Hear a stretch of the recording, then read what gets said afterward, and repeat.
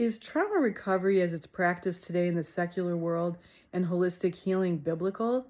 Are Christians are allowed to participate in these things, or are they demonic in origin? Really good question. When I first came to salvation about 14 years ago now, I had come out of about 17 years of dedicated practice as a holistic healthcare practitioner, as well as a professional psychic. And definitely, a lot of things I studied in that time of my life were absolutely contraindicated to a Bible based Christian way of living. But what I came to see, and continuing on as a believer, and also being now in healing and deliverance ministry for the past approximately 11, 12 years, is that in reality, God has given us a physical body, a mind, a soul, and a spirit nature that operates with certain fundamental principles.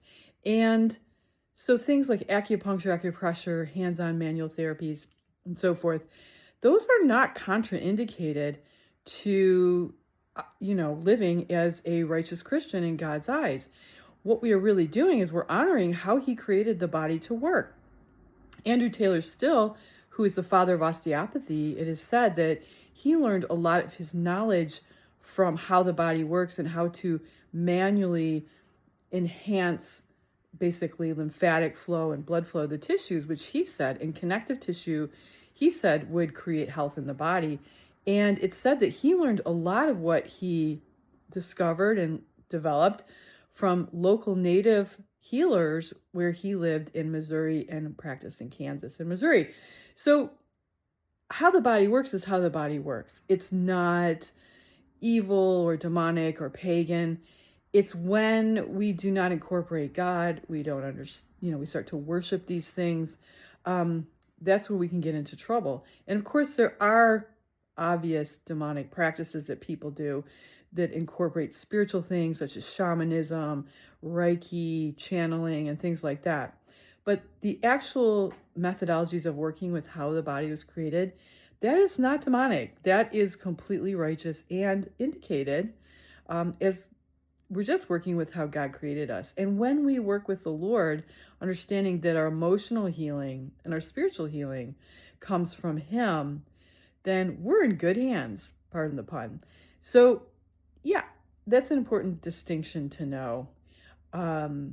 Having walked on both sides, I have an advantage where I have gotten trained in these modalities. One thing when I came to the church, when I first came to salvation, is I was really surprised at how many Christians really didn't understand this distinction. And there was a tendency to throw the baby out with the bathwater, that if it came from anything other than the Bible, then it wasn't something that a Christian could safely engage in. But having a keen distinction now about the nuances of what is demonic and what isn't, or what's not biblical and what is allowed in a biblical based lifestyle, I can see that there are distinctions that people need to be aware of. But it's not necessary to not get a massage or not get acupuncture, not work with mind body healing, coaching, and things like that.